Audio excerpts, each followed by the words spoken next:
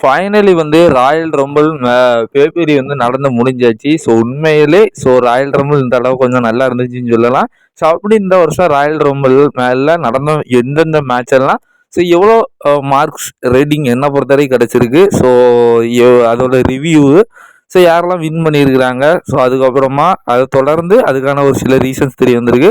So அதை எல்லாத்தையும் வரிசையாக பார்க்கலாம். ஸோ அதெல்லாம் பார்க்குறதுக்கு முன்னால் ஃபஸ்ட் டைம் நீங்கள் நம்ம சேனலுக்கு வந்திருக்கீங்கன்னா சேனலை சப்ஸ்கிரைப் பண்ணி நோட்டிஃபிகேஷன் பெல் ஆளில் போடுங்க. அப்படியே இந்த வீடியோக்கு லைக் பண்ணுங்கள், ஷேர் பண்ணுங்கள், கமெண்ட் பண்ணுங்கள். ஃபஸ்ட்டு இந்த வருஷம் ராயல் ரம்பிளே வந்து பயங்கர செலிப்ரேஷனில் தான் ஆரம்பிக்குது. காரணம் என்னென்னா ஃபஸ்ட் டைம் வந்து ராயல் ரம்பிள் வந்து சவுதி அரேபியாவில் பார்த்தீங்கன்னா நடக்குது. ஸோ ஃபஸ்ட் டைம் வந்து இன்டர்நேஷ்னல் பேப்பரியும் நடக்கிறதுனால இதை ஆல்ரெடி வந்து ஒரு ரெஸ்ல்மேனியா ஈக்குவலாக வந்து ட்ரீட் பண்ணுவாங்க அப்படிங்கிற மாதிரி சொல்லப்பட்டுச்சு. ஸோ அந்த லெவலுக்கு தான் WWE பார்த்துருந்தாங்க. லிட்டரலாக வந்து இது ஒரு ஸ்டேடியமே கிடையாது. ஸோ இந்த ஷோக்காக பர்டிகுலராக ஸ்டேடியத்தையே பார்த்தீங்கன்னா உருவாக்கிட்டாங்க. ஸோ சூப்பராக பார்த்தீங்கன்னா டிசைன் பண்ணியிருக்கிறாங்க. ஸோ லிட்டரலாக ஒவ்வொரு ரெஸ்லர்ஸோட என்ட்ரியுமே வந்து ஒரு தனித்துவமாக பார்த்தீங்கன்னா இருந்துச்சு. ஸோ அந்த அளவுக்கு பார்த்தீங்கன்னா சூப்பராக செட் பண்ணியிருந்தாங்க. ஸோ அதேமாதிரி பைரோ WWE ரீசெண்ட் டைமில் பைரோக்கு ஏகப்பட்ட செலவு இருக்கிறதுனால பைரோஸ் எல்லாம் வந்து குறைச்சிட்டாங்க. பட் இந்த பேப்பரிக்கு எங்கெல்லாம் ஃபயர் ஒர்க்ஸை யூஸ் பண்ண முடியுதோ அங்கே எல்லாமே வந்து ஷோ பண்ணிட்டாங்க அப்படிங்கிற மாதிரி சொல்லலாம். அதேமாதிரி ஷோ முடிவுலேயும் பார்த்தீங்கன்னா ஒரு 1/4 மணி நேரத்துக்கு வந்து ஃபயர் கிராக்கர்ஸ் எல்லாம் வந்து பறக்க விட்டாங்க. ஃபயர்ஸ் எல்லாம் தெறிக்க விட்டாங்க அப்படிங்கிற மாதிரி சொல்லலாம். இந்த லெவலுக்கு பார்த்தீங்கன்னா இது ஒரு பயங்கர செலிப்ரேஷனில் தான் பார்த்தீங்கன்னா ஸ்டார்ட் பண்ணாங்க. ஃபஸ்ட்டு ஷோ ஆரம்பித்த உடனே பார்த்தீங்கன்னா உமன்ஸுக்கான ராயல் ரம்பிள் மேட்சஸ் தான் ஆரம்பிக்குது. ஃபஸ்ட்டு வந்து நம்ம சார்லட் ஃப்ளேர் வந்து ஆரம்பிக்கிறாங்க. Charlotte Flair and Alexa Bliss வந்து ஆரம்பிக்கிறாங்க. குறிப்பாக இந்த ராயல் ரம்பிள் பர்டிகுலரே பார்த்தீங்கன்னா ரெஸ்ல்மேனியாவில் இந்த ராயல் ரம்பிள் யார் ஜெயிக்கிறாங்களோ அவங்க தான் வந்து ரெஸ்ல்மேனியாவில் வந்து மெயின் ஈவென்ட் ஒரு சாம்பியன்ஷிப்புக்காக வந்து சேலஞ்ச் பண்ணுவாங்க. அதனாலே இந்த 2 மேட்சுமே ஒரு பெரிய லெவலில் எதிர்பார்க்கப்படும். அந்த வகையில் இன்றைக்கு நடந்த இந்த பேப்பரியில் men's Royal Rumble match versus women's Royal rumble மேட்ச்சில் இந்த 2க்கும் எது தான் நல்லா இருந்துச்சு அப்படின்னு கேட்டிங்கன்னா லிட்டரலாக மென்ஸ் டிவிஷனை விடையும் உமன்ஸ் ராயல் ரம்பிள் மேட்ச் தான் அருமையாக இருந்துச்சு. எல்லா ஸ்பாட்டுமே வந்து தரமாக இருந்துச்சு சொல்லலாம். மேட்ச் வைஸும் பார்த்தீங்கன்னா WWE உமன்ஸுக்கு ஒரு தனி ஈக்குவல் ஸ்பேஸை வந்து கொடுத்துருக்குறாங்க. உண்மையிலே அட்டகாசமாக இருந்துச்சு. இந்த வருஷம் ராயல் ரம்பிள் உமன்ஸ் டிவிஷனில் கலக்கிட்டாங்க. ஒரே ஒரு இதுதான் பிரீபலா வந்து ஃபைனலி ரிட்டர்ன் வந்துட்டாங்க. அது ஒரு முன்னாலே நல்ல ஒரு விஷயம் தான். பட் அவங்க என்ட்ரி நம்பர் வந்து 29 கொடுத்துட்டாங்க. அது மட்டும் கொஞ்சம் இதாக இருக்குது. மற்றபடி மீதி எல்லாமே நம்ம ஆல்மோஸ்ட் கணிச்சது மாதிரி சூப்பராகவே நடந்து முடிஞ்சிருச்சு. லாஸ்ட் லெஜெண்ட் வந்து இந்த மேட்ச்சில் ஒரு அருமையான பெர்ஃபார்மன்ஸாக கொடுத்தாங்க. அதிகமான எலிமினேஷன்ஸும் பண்ணாங்க. அவங்கள இதிலேருந்து காணிக்கிறாங்க. அவங்கள வந்து ஃபியூச்சரில் WWE நல்லா யூஸ் பண்ண போகிறாங்க அப்படிங்கிறது இதிலேருந்து காமிச்சாங்க. இந்த மேட்சை பொறுத்தவரைக்கும் லிவ் மார்கன் வந்து உமன்ஸ் ராயல் ரம்பிளை வந்து வின் பண்ணுறாங்க. பண்ணி அவங்க தான் ரெஸ்ல்மேனியா போகிறாங்க. இது ஆல்மோஸ்ட் நம்ம கன்ஃபார்ம் பண்ணது தான். பியாங்கா பெலர் வருவாங்கன்னு நிறைய பேர் எதிர்பார்த்துருப்பீங்க. பட் அவங்கள எதுக்காக கொண்டு வரல அப்படின்னு கேட்டிங்கன்னா அவங்களுக்கு மேபி WWE வேற ஒரு பிளான் வச்சுருக்கலாம். எலிமினேஷன் சேம்பரில் வச்சுருக்கலாம். அல்லது அவங்கள ஒரு பெரிய லெவலில் பார்த்தீங்கன்னா இனிமேல் புக் பண்ண போகிறாங்க. அதனால் இந்த மேட்ச்சில் லிவ் மார்கன் ஜெயிக்கிறதுனால பியாங்கா பெலர் உள்ளே வந்தாங்கன்னா பியாங்கா பெலரை தேவையில்லாமல் எலிமினேட் பண்ணலாம். பண்ண அவங்களோட மவுஸ் குறைஞ்சிரும் அப்படின்னு WWE கருத்தில் கொண்டு அவங்கள இந்த ராயல் ரம்பிள் மேட்ச்சில் வந்து ரிட்டர்ன் பண்ண வைக்கல. ஆஃப்கோர்ஸ் லிவ் மார்கன் வந்து உமன்ஸ் ராயல் ரம்பிள் வின்னராக பார்த்தீங்கன்னா ஆகிட்டாங்க.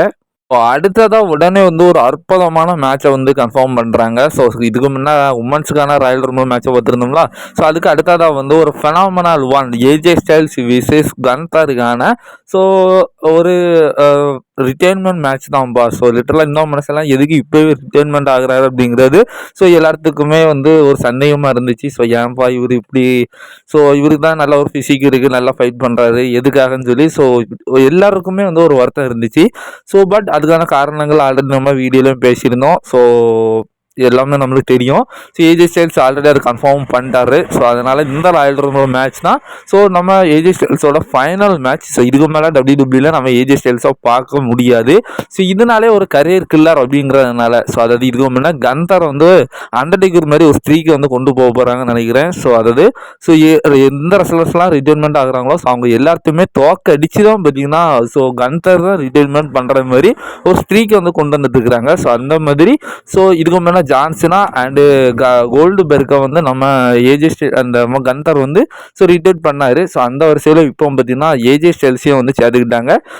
பட் அந்த 2 மேட்ச் இருக்குல்ல, கன்தர் விசஸ் கோல்டு பெர்க், கன்தர் விசஸ் ஜான்சன் ஆகியான அந்த ரிட்டைர்மெண்ட் மேட்ச்சை தள்ளி ஸோ இந்த மேட்ச் உண்மையிலே ஒரு சூப்பர் மேட்ச், ஒரு ஃபெனாமினல் ஒன், ஒரு லெஜண்டோட ஒரு ரிட்டைர்மெண்ட் மேட்சை பார்க்கணும் அப்படின்னா ஸோ இந்த மேட்சை நம்ம எல்லாருமே பார்க்கணும். ஸோ கண்டிப்பாக இந்த மேட்ச் ஒரு ஒர்த்தான மேட்சாக இருந்துச்சு.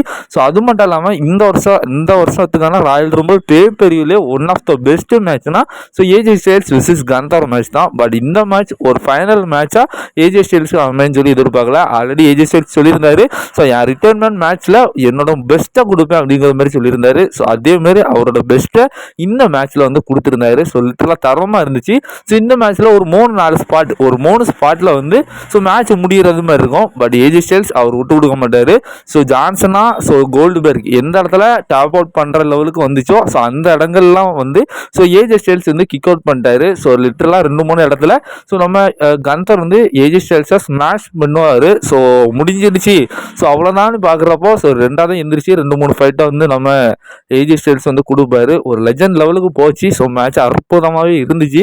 பட் WWE அது ஒரு ஃபிக்ஸ் பண்ணிட்டாங்கல்ல ஸோ இந்த மேட்ச்சில் இப்படி தாண்டி ஸோ அதனால ஸோ இந்த மேட்ச்சில் ஃபைனல் எண்டிங்கில் வந்து நம்ம ஏஜே ஸ்டைல்ஸு டாப் அவுட்லாம் பண்ணல, அன்கான்சியஸ் ஆகிட்டாரு. ஸோ இதை யூஸ் பண்ணி வந்து நம்ம குந்தர் வின் பண்ணாங்க அப்படிங்கிற மாதிரி அறிவிச்சுடுவாங்க. ஸோ கந்தர் வந்து நம்ம ஏஜே ஸ்டைல்ஸை ரிட்டைட் பண்ணிட்டாரு. ஸோ அவர் உடனே இறங்கி கீழே போயிடுறாரு. ஸோ காரணம் என்னன்னு நம்மளுக்கு தெரியும். ஸோ ஏஜே ஸ்டைல்ஸோட லாஸ்ட் மேட்ச் அப்படிங்கிறதுனால ஸோ ஃபேன்ஸ் எல்லாரும் பார்த்திங்கன்னா ஏஜே ஸ்டைல்ஸை செலிப்ரேட் பண்ணுவாங்க. ஸோ அதனால் அவர் போயிட்டாரு. ஸோ அதுக்கப்புறம் நம்ம ஏஜே ஸ்டைல்ஸ் பையன் எந்திரிச்சு நிற்பார். ஸோ ஃபேன்ஸ் எல்லாருமே வந்து ஸோ தேங்க்யூ ஏஜே, ஸோ இந்த மேட்ச் எங்களுக்கு ரொம்ப பிடிச்சிருந்துச்சு அப்படிங்கிற மாதிரி ஸோ ஏஜேக்கு பயங்கரமான செலிப்ரேஷனை கொடுப்பாங்க. ஸோ அதில் ஒரு சின்ன மூமெண்ட் பார்த்திங்கன்னா நடக்கும். ஸோ அந்த மூமெண்ட் என்ன அப்படின்னு கேட்டிங்கன்னா ஸோ ஏஜே ஸ்டைல்ஸ் அவரோட க்ளவுஸை கலத்தி ஸோ அவர் ரிட்டைர்மெண்ட் ஆகிறது மாதிரி இருக்கும். பட் அப்படி கீழே போவார். பட் சடன்லி வந்து ஸோ அந்த க்ளவுஸ் எடுத்து அவர் திரும்ப போட்டுடுவார். ஸோ இதனால் சில ஃபேன்ஸுக்கு ஒரு குழப்பங்கள் இருக்கும். ஸோ என்ன ப்ரோ அவர் ரிட்டைர்மெண்ட் ஆகிறது மாதிரி இருந்துச்சு பட் மறுபடியும் அந்த க்ளவுஸை போட்டு போயிட்டார் அப்படின்னு கேட்டிங்கன்னா ஸோ அதெல்லாம் உடனே நிறைய பேர் சொல்லுவாங்க எப்பா ஏஜே ஸ்டைல்ஸ் ஸோ க்ளவுஸை ரெண்டாக போட்டார். ஸோ அவரோட ரிட்டைர்மெண்ட்டை அவர் தள்ளி போட்டார் போல் அப்படின்னு நிறைய பேர் எதிர்பார்ப்பீங்க. நானுமே ஃபஸ்ட்டு அப்படி தான் நினச்சேன். But triple H post show அதாவது ராயல் ரூம் முடிஞ்சதுக்கப்புறமா ப்ரெஸ் கான்ஃபரன்ஸ் நடந்திருக்கோம்ல ஸோ அதில் அஃபிஷியலி கன்ஃபார்ம் பண்ணிட்டாரு. ஸோ ஏஜே ஸ்டைல்ஸ் வந்து ரிட்டைர்மெண்ட் ஆகிட்டாருன்னு.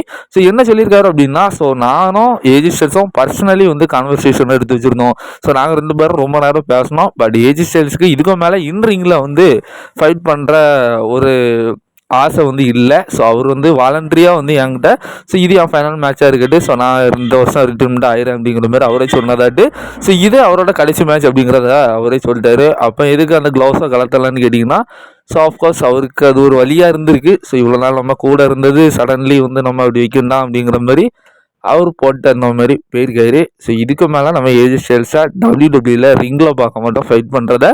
மேபி அவர் பேக் ஸ்டேஜில் ஏதாவது ஒரு ப்ரொடியூசர் டீமில் வேலை பார்க்குறதுக்கு வாய்ப்புகள் இருக்குது. ஸோ ஆல்ரெடி இதுக்கு முன்னே ஒரு அப்டேட் வந்து நினைக்கேன். ஸோ பார்க்கலாம் என்ன நடக்குதுன்னு. ஸோ அடுத்ததாக சாமி சேன் விசஸ் ட்ரூ மேக்கின்டையருக்கான அன்டிஸ்ட்ரிபியூட்டட் டைட்டில் மேட்ச் தான். ஸோ குறிப்பாக சாமி சேன் வந்து home town hero. So Drew McIntyre so அவரோட ஃபஸ்ட்டு டைட்டில் டிஃபென்ஸ் அப்படிங்கிற மாதிரி சொல்லலாம். ஸோ ரெண்டுக்கும் ஒரு எதிர்பார்ப்பு வந்து நான் இந்த மேட்ச்சில் பர்சன்டேஜ் நல்லா வச்சுருந்தேன். ஸோ என் எதிர்பார்ப்பை இங்கே பூர்த்தி பண்ணாங்களா அப்படின்னு கேட்டிங்கன்னா ஸோ கொஞ்சம் கூட கிடையாது. ஸோ குறிப்பாக நான் இந்த மேட்ச் எப்படி இருக்கும்னு எதிர்பார்த்தேன். அது ஏன் தப்பான்னு தெரில, மேபி எதிர்பார்த்தேன் அப்படின்னு கேட்டிங்கன்னா ஸோ சாமி சேன் விசிஸ் ரோமன் ரெயின்ஸுக்கான ஒரு எலிமினேஷன் சாம்பியன் மேட்ச் வந்து ஸோ ஒரு சாமியோட ஹோம் டவுனில் நடந்திருக்கும்.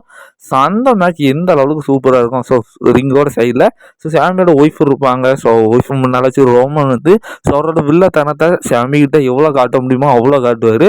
ஸோ அந்த மாதிரி பார்த்தீங்கன்னா நான் ட்ரூ பண்ணுவார். ஸோ இந்த சவுதியில் ஸோ ஃபேன்ஸ் அவருக்கு நிறைய ஜாஸ்தி.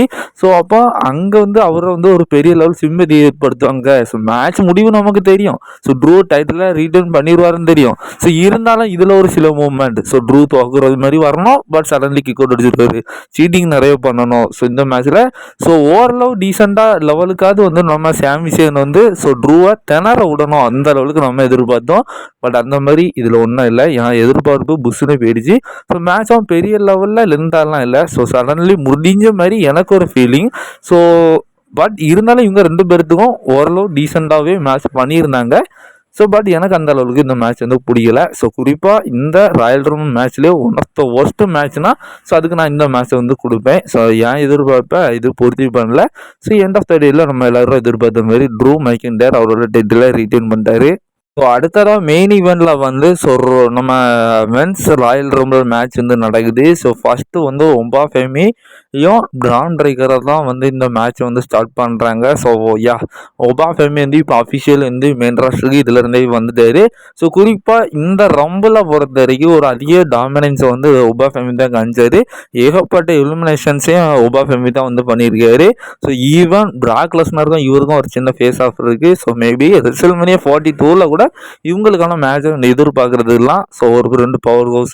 ஸோ பவர் ஹவுஸ் அதாவது இந்த மென்ஸ் ரம்பிளில் ஸோ பிரான்ஸ் அண்ட்ரீடு, ஸோ அதுக்கப்புறம் Bron Breakker, so Brock Lesnar, Oba Femi, so இந்த மாதிரியான ஜெயண்ட் ரெஸ்லர்ஸ் எல்லாருமே பார்த்தீங்கன்னா ஸோ ஒரு ஃபேஸ் ஆஃபாக தரமாக பண்ணிக்கிட்டாங்க.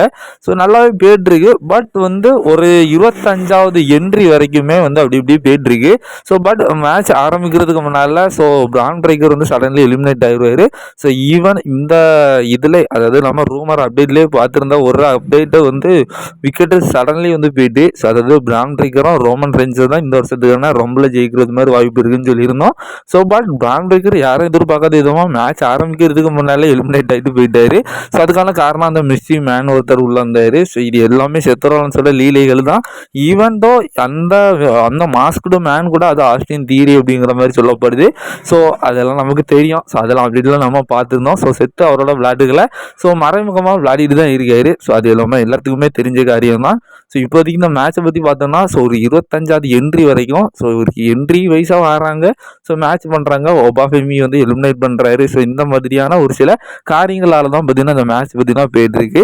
ஸோ அப்படி தான் போயிட்டுருக்கு, வேற ஒன்றும் சொல்லதுக்கு கிடையாது. ஸோ எப்போ ரோமன் ரென்ஸ் உள்ள இருந்தாரோ ஸோ அதுலேருந்து தான் ரொம்ப ஆரம்பித்த ஒரு ஃபீல் பார்த்தீங்கன்னா வந்துச்சு. ஸோ ரோமன் ரென்ஸ் உள்ள இருந்தார். ஸோ அதுக்கப்புறமா ஜேவுசோ ஸோ அந்த ஒரு மூமெண்ட்டில் நம்ம பார்த்தோம். ஸோ அதுக்கப்புறமா பிராக் லெஸ்னர். ஸோ பிராக் லெஸ்னரை 30th என்ட்ரியாக கொடுத்துருக்கலாம். ஸோ வந்திருந்தாருன்னா அது ஒரு பெரிய லெவலில் பேசப்பட்டிருக்கும். ஸோ அது எல்லாரும் எக்ஸ்பெக்ட் பண்ணது தான்.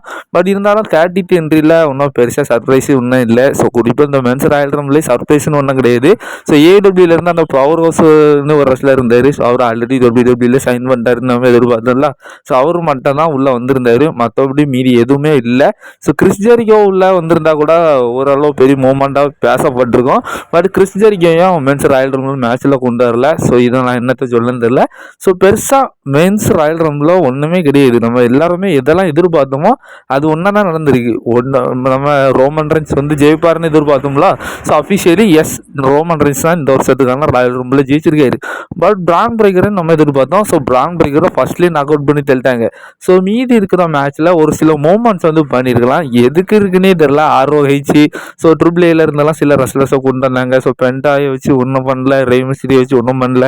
ஸோ அதுக்கப்புறம் வந்து அந்த El Grande Americano so finally Chad Gable வந்து ரிட்டர்ன் வந்தார். ஸோ மூமெண்ட் வைஸ்னு ஒன்றுமே கிடையாது. ஒரு சில மூமெண்ட்லாம் இருக்கும் கைஸ். வெளியே ஒரு தர தூக்கி போட்டால் ஒரு ஆள் தூக்கி உள்ளே போடும். ஸோ அந்த மாதிரி எல்லாம் ஒன்றுமே கிடையாது. ஸோ உமன்ஸில் இருந்த அதாவது ராயல் ரம்பிள் மேட்சை பொறுத்த வரைக்கும் உமன்ஸ் டிவிஷன் தான் இந்த வருஷத்துக்கான வின்னர் அப்படிங்கிற மாதிரி சொல்லலாம். சரி, ஆனால் அதில் அவ்வளோ மூமெண்ட் பார்த்தீங்கன்னா இருந்துச்சு. பட் மென்ஸ் ராயல் ரம்பிளில் மூமெண்ட் ஒன்றுமே கிடையாது. ஸோ அது ஜெயிக்கிற ஆள் கூட ஒரு சந்தோஷம் நம்மளுக்கு எதிர்பட்டுடுச்சு. எப்பா போன வருஷம் மாதிரி ஜெயவுசோ வந்து மாதிரி ஸோ யாரையும் ஜெயிக்க வைக்கல. ஸோ நம்ம எல்லாரும் எதிர்பார்த்த மாதிரி ரோமன் ரென்ஸை ஜெயிக்க வச்சுட்டாங்க. ரெஸ்ல்மேனியாக்கு ஒரு நல்ல மேட்ச் இருக்குது, ஓகே. பட் இருந்தாலும் ஒரு மேட்ச் வைஸ்ன்னு வந்துட்டுனா ஸோ அந்த ராயல் ரம்பிள் மேட்சை ஸோ ஃபேன்ஸ் எல்லாரும் ரொம்ப ரசித்து பார்ப்பாங்க. இவரை தூக்கி வெளியே போடுறது, ஸோ யாரு தான் அடுத்த எலிமினேட் ஆக போகிறா அப்படிங்கிற ஒரு கியூரியாசிட்டி வரும். ஸோ அது மட்டும் இல்லாமல் ஒரு சில வித்தைகள்லாம் காமிப்பாங்க. ஸோ சின்ன சின்ன ரெஸ்லர்ஸ்லாம் ஏறி அடிப்பாங்க. அது ஜீவா ஈவென்ட்ஸ் நம்ம இந்த தடவை பெரிய லெவலில் ஹைஃப்ளை பண்ணதை நான் இந்த தடவை பார்த்தேன். ரெய்மிஸ்டிரியோ, ரெய்ஃபீனிக்ஸ், அதுக்கப்புறம் பென்டா, ஸோ இங்கே எல்லாத்தையுமே தூக்கி இறஞ்சிட்டாரு. ஸோ அவர் தான் இந்த ஒரு சில மூமெண்ட் இவ்வளோத்துக்கும் 22 வயசு தான். ஸோ அவர் தான் ஒரு சில மூமெண்ட் வந்து அவரால் முடிஞ்ச அளவுக்கு கொடுத்தாரு. பட் அவரையும் ஒபா ஃபெமியா பிராக் லெஸ்னரை யாரை தூக்கி வெளியே போட்டாங்கன்னு நினைக்கிறேன். இந்த மாதிரி மூமெண்ட்டே இல்லாத ஒரு மென்ஸ் ராயல் ரம்பிள் மேட்ச் இந்த தடவை நான் பார்த்துருக்கேன். குறிப்பாக இந்த வருஷத்துக்கான ஒரு ஒஸ்ட்டு மென்ஸ் ராயல் ரம்பிள் மேட்ச்னா ஸோ அது இதுதான் எடுத்திருக்கு அப்படிங்கிற மாதிரி வேறு ரூமர் வந்து வந்திருக்கு. ஸோ பட் இதில் ஒரு சந்தோஷப்படக்கூடிய ஒரு விஷயம், நம்ம எல்லாரும் எதிர்பார்த்த மாதிரி Odissi tribal chief Roman Reigns வந்து இந்த மேட்ச்சில் வின் பண்ணிட்டாரு. ஸோ ரெஸ்ல்மேனியா 42 ஸோ அஃபிஷியலி ஒரு 2 டைட்டில் மேட்ச் வந்து கன்ஃபார்ம் ஆக போகுது. ஸோ அது லீவ் மார்கன் வந்து எந்த டைட்டிலில் சேலஞ்ச் பண்ண போகிறாங்கன்னு தெரில. பட் ரோமன் ரென்ஸை பொறுத்த வரைக்கும் ஒரு கிளாரிட்டி வந்து கிடச்சிருக்கு. ஸோ ரோமன் ரென்ஸ் மேக்ஸிமமாக வந்து சிஎம் பங்கு தான் சேலஞ்ச் பண்ணுற மாதிரி இருக்குது. ஏன்னா கோடி ரோட்ஸும் ஜேக்கப் பாட்டும் ட்ரூ மெக்கின்டையர் தான் ஒரு த்ரிபிள் த்ரெட் மேட்ச்சுக்காக ஆல்ரெடி பிளான் பண்ணிருக்கிறாங்கன்னு சொன்னோம்ல. ஸோ அந்த மாதிரி தான் நடக்க போகுது. ஸோ ஏன்னா இதிலே மென்ஸ் ராயல் ரம்பிள் மேட்ச்லேயே கோடி எலிமினேட் பண்ணது வந்து நம்ம ட்ரூ மெக்கின்டையர் தான். ஸோ இந்த மாதிரி சில கான்ட்ரவர்சினால ஸோ இந்த டைட்டில் பக்கம் அன்டிஸ்பியூட்டட் டைட்டில் பக்கம் ரோமன் வர்றதுக்கு வாய்ப்பே கிடையாது. ஸோ அவர் வந்தால் சிஎம் பங்கு கிட்ட இருக்க வேர்ல்டு டைட்டிலுக்காக மட்டும்தான் வர போகிறாரு. ஸோ இது ஓரளவு கிளாரிட்டியாக இருக்குது. ஸோ என்ன பொறுத்த வரைக்கும் இந்த வருஷத்தில் நடந்த ராயல் ரம்பிள் பேபியில் நடந்த மேட்ச்சில் என்னென்ன மேட்ச்லாம் எனக்கு பிடிச்சிருக்குன்னு ரேங்கிங் பண்ணி சொல்கிறேன் கேளுங்க.